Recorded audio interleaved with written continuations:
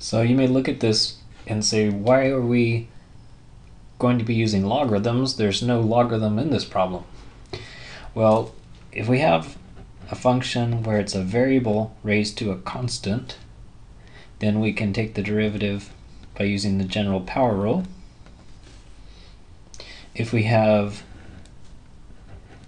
a constant raised to a variable, then we have ways of taking derivatives of those things. But somewhere in there, there's a constant. Is the exponent or the base?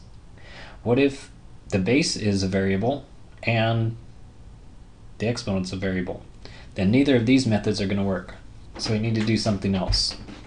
And something else is we use a rule from logarithms that says if you have log, and the base can be whatever you want, and then you've got something raised to an exponent, then you can take that exponent, bring it down in front, and multiply with the logarithm.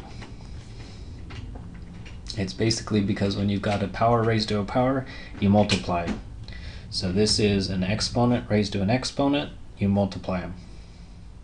So we're going to use that, and for us, that's going to be the sine of x. So we're going to use that to bring the sine of x down in front.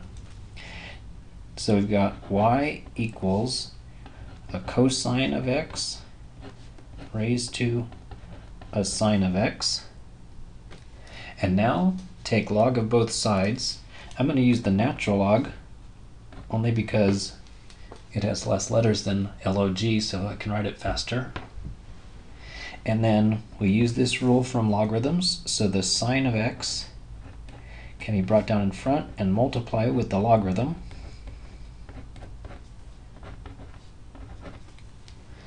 And now take the derivative of both sides. So the derivative of log, or natural log, is 1 over the argument.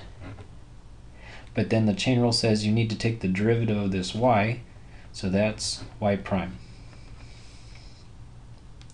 On the other side, we need to use the product rule. So the derivative of sine of x is cosine of x, and then leave the natural log function alone. And then plus, leave the sine x function alone, and now take the derivative of this natural log of cosine. So the natural log is the outer function, take the derivative of that first, which means it's 1 divided by whatever's in the parentheses. So it's going to be 1 divided by whatever's in the parentheses. And now we're done with the logarithm. We took the derivative of that.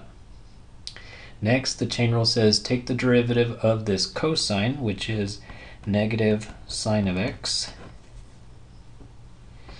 And then we just need to clean it up a little bit. So for one thing, we need to solve for y prime. So multiply both sides by y. This doesn't really have any cleanup.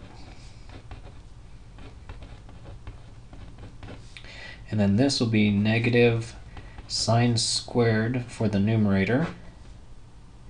And the cosine of x is the denominator. And these two don't really need to be combined, so you can just leave it like that. One thing that I do need to finish with is, this says a y is supposed to be right here, so go back to what y is equal and substitute it in, and then we're done. So cosine of x raised to the sine of x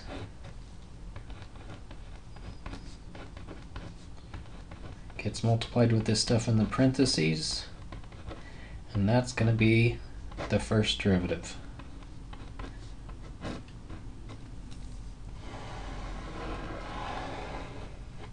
And if you really want to have some extra fun, go ahead and take the second derivative, or in other words, the derivative of all this.